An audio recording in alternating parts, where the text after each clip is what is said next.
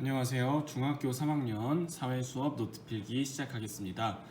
오늘 수업은 7단원 인구 변화와 인구 문제, 그리고 두 번째 중단원 인구의 이동, 그 중에서도 오늘은 두 번째 시간으로 인구가 이동을 하면 인구가 유입된 지역, 그리고 인구가 빠져나간 지역에는 각각 어떤 좋은 점과 나쁜 점들이 있는지 이렇게 나누어서 살펴보겠습니다. 오늘 수업 내용은 교과서 134, 135쪽의 내용입니다. 본격적으로 수업을 들어가기 전에 우리 한 가지만 기본적인 상식을 좀 정리하고 가면 오늘 수업 내용이 좀 더 편할 것 같아요. 국가의 인구가 증가하면, 아니면 어떤 도시의 인구가 증가하면 여러 가지 현상들이 나타날 수 있지만 대체적으로 그 국가나 인구가 많아진 도시의 경제가 성장할 수 있는 잠재력 또는 가능성이 높아지는 측면이 있습니다. 물론 인구 증가로 인해서 많은 문제점들도 나타나긴 하지만 이런 것이 있다는 것을 머릿속에 생각을 하고 오늘 수업 들어가겠습니다. 첫 번째, 그러면 도시든 국가든 인구가 많이 유입돼서 들어온 지역의 변화, 그리고 그 영향에 대해서 살펴보겠습니다. 인구가 많이 유입되는 지역은 어떤 곳들이 있을까요? 우리 지역으로 세계에서 따져보면 북아메리카에 있는 미국과 캐나다, 그리고 유럽에 있는 독일, 프랑스, 영국, 이런 선진국들, 그리고 오세아니아의 호주, 이런 각각의 대륙에 위치한 선진국들의 인구가 많이 유입됩니다. 왜 선진국엔 인구가 많이 유입될까요? 우리 지난번에 인구 이동의 원인에서 인구를 빨아들이는 흡인 요인이라는 게 여러 가지 좋은 장점들이 있었죠. 선진국은 그런 인구의 흡인 요인이 인구를 배출시키는 나쁜 배출 요인보다 훨씬 더 크기 때문에, 그래서 선진국이 살기가 좋아서 선진국으로 사람들이 몰려드는 겁니다. 그러면 이렇게 몰려든 사람들이 어떤 영향을 끼칠까? 이 선진국, 주로 선진국인 나라들에 살펴보겠습니다. 먼저 첫 번째로는 긍정적인 영향을 볼 텐데요. 가난한 나라에서 주로 사람들이 부자 나라로 갔기 때문에 이 사람들의 월급은 상대적으로 부자 나라에 예전에 있던 국민들보다 적을 수가 있습니다. 그런 사람들을 우리가 뭐라고 부르냐면 저임금 노동력이라고 부르는데요. 임금이 낮다는 소리입니다. 그래서 이런 저임금 노동력을 이 선진국에서 확보할 수 있고, 또한 그 외국에서 사람들이 들어와서 귀화를 하고 인구가 증가하게 되면, 아까 우리 얘기했죠? 인구가 증가하면 경제 성장의 잠재력이 높아진다. 그래서 경제가 활성화됩니다. 그 늘어난 사람만큼 먹고 자고 하는데 돈을 많이 쓰겠죠? 그래서 이런 장점이 있습니다. 선진국에 얼어붙었던 경기가 활성화돼요. 두 번째, 그렇다면 어떤 나쁜 점들이 있을까? 가난한 나라에서 선진국들로 사람들이 오면 이런 문제가 생깁니다. 이주민과 새로 들어온 사람들과 원주민이라는 건 여기서 원래 있던 그 선진국의 국민들을 말하는 겁니다. 이 사람들 사이에 문화나 특히 종교가 다를 경우에 큰 문화 갈등이 발생할 수 있습니다.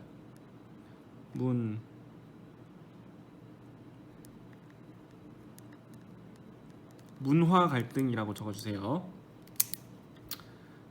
예를 들면 이런 거죠. 예를 들면 유럽은 전통적으로 크리스트교가 많은 문화였습니다. 그런데 유럽으로 주로 어떤 나라 사람들이 왔냐면 아프리카 북부, 서남아시아 이런 아랍 국가에서 이민자들이 많이 왔어요. 근데 이 아랍 국가는 이슬람교죠. 그래서 이 두 개의 종교가 충돌하고 하면서 갈등이 여러 가지 모습으로 발생할 수가 있다는 게 단점이 될 수가 있겠습니다. 아주 사소한 것부터 아주 커다란 사회적인 것까지 발생을 하게 됩니다. 평생 다르게 살아왔던 사람들이 한 곳에서 모이게 되니까 이런 문제가 생기는 거고요. 다음으로는 그러면 인구가 빠져나간 지역에 어떤 변화가 생기는지 살펴보겠습니다. 먼저 유출된 인구가 빠져나간 지역의 사례는 아시아, 그리고 아프리카, 그리고 남아메리카, 주로 우리가 대륙으로 이렇게 썼는데요. 여기에 있는 그냥 선진국들도 분명히 있죠. 아시아의 대한민국, 일본은 선진국이니까.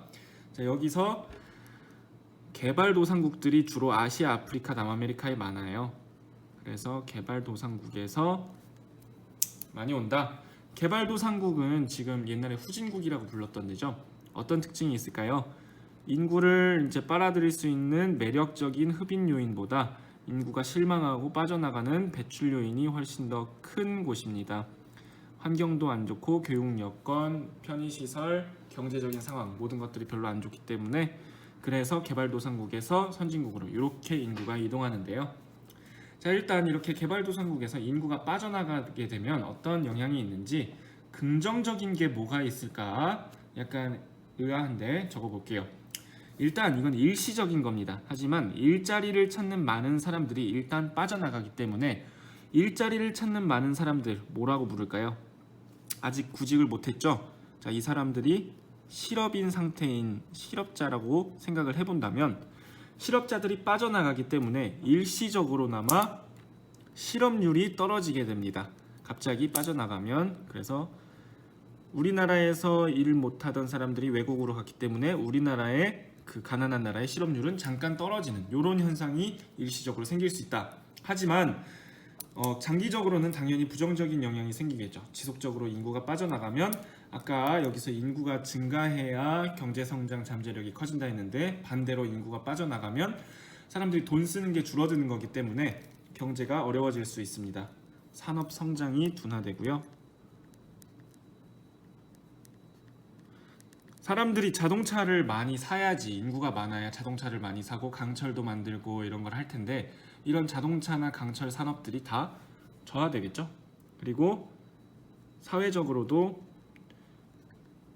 비슷한 말이에요. 활력을 상실하고 결국 국가적으로도 국가 발전이 가능성이나 잠재력이 저하될 수가 있다. 그래서 인구는 상당히 중요한 겁니다. 인구가 빠져나가지 않게 그래서 노력을 많이 해야겠죠.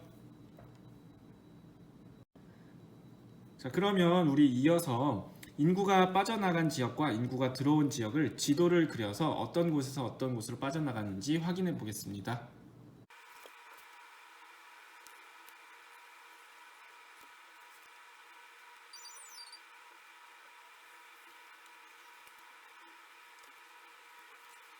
자, 지금 유럽 대륙과 아프리카 대륙 그리고 북아메리카 대륙과 남아메리카 대륙을 그려봤는데요. 그러면 사례를 한번 표시해 보겠습니다. 먼저 여기 있는 나라는 선진국 프랑스, 독일이고요. 그다음에 프랑스의 식민지였던 알제리라는 국가가 이렇게 여기 위치해 있고요. 그리고 터키라는 국가가 여기에 이렇게 위치해 있습니다. 아까 아랍 국가에서 유럽으로 이렇게 이슬람교를 종교로 가진 사람들이 많이 유입되었다고 했는데 주로 유럽 국가들은 아까 얘기했듯이 기독교를 믿는 그런 문화적인 공통성을 보이고 있습니다. 반면에 북아프리카와 이 서남아시아 쪽의 아랍 국가들의 공통적인 많은 종교는 이슬람교죠. 이슬람교의 상징은 초승달입니다. 근데 사람들이 이제 여기서 이쪽 터키에서 독일로 많이 가고 알제리에서 프랑스로 많이 갔어요. 어쨌든 여기 아래쪽에서 아프리카에서 위쪽으로 이렇게 인구 이동이 많이 일어났기 때문에 여기 아래에 있는 사람들이 이쪽으로 가면서 문화적인 갈등이 발생할 수 있다. 이런 이야기입니다. 다음 여기는 멕시코 그리고 미국 이쪽에 있는 국경 부분인데요. 우리 다 알듯이 미국은 엄청난 선진국이잖아요. 그래서 미국 자체에는 일자리도 많고 그리고 이 일자리의 임금, 월급도 엄청나게 높습니다. 그래서 이 멕시코나 남아메리카의 가난한 사람들이 미국으로 불법으로 이렇게 넘어온다고 해요. 엄청나게 많이. 그런 것도 이제 인구 이동이라고 볼 수가 있는데 이 멕시코랑 이쪽 남아메리카 이쪽에 있는 사람들의 공통점은 이제 좀 가난하다는 거죠. 여기는 이제 빈곤, 가난하고 그리고 실업률이 높고 그리고 또 내전을 겪는 곳도 있습니다. 그래서 살기가 불안한 배출 요인이 엄청나게 높은 곳인데요. 그런데 이 사람들의 공통점이 뭐냐면 이 사람들은 가톨릭교를 믿습니다. 그 교회랑 좀 다르게 성당을 다닌다는 뜻이에요. 근데 여기서는 중요한 게 임신을 하면 피임을 하지 않아요. 그게 이 종교의 전통이고, 그래서 출산율이 높게 나타난다는 이런 문화를 가진 사람들이 이쪽에 많이 있습니다. 근데 이 사람들이 이쪽에 이제 미국에 가까운 쪽으로 많이 넘어와요. 그러면 어떻게 되냐면 미국 영토 내에서 이쪽 서쪽과 남쪽에 멕시코랑 국경을 접한 가까운 쪽에 이 사람들의 인구 비중이 증가하겠죠. 이 사람들을 뭐라고 부르냐면 히스패닉이라고 부릅니다. 히스패닉이라는 사람들의 뜻은 언어로 에스파냐어를 쓰는 사람들이라는 뜻이에요.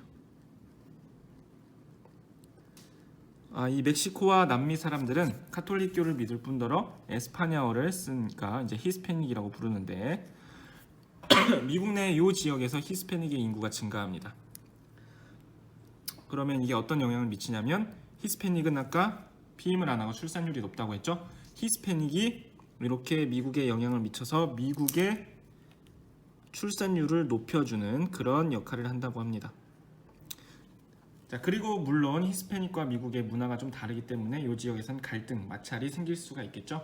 그래서 오늘은 지도 2개까지 보면서 오늘 인구가 이동하는 유출되는 지역 그리고 유입되는 지역의 실제 사례까지 살펴봤습니다. 여기까지 하겠습니다. 수고했습니다.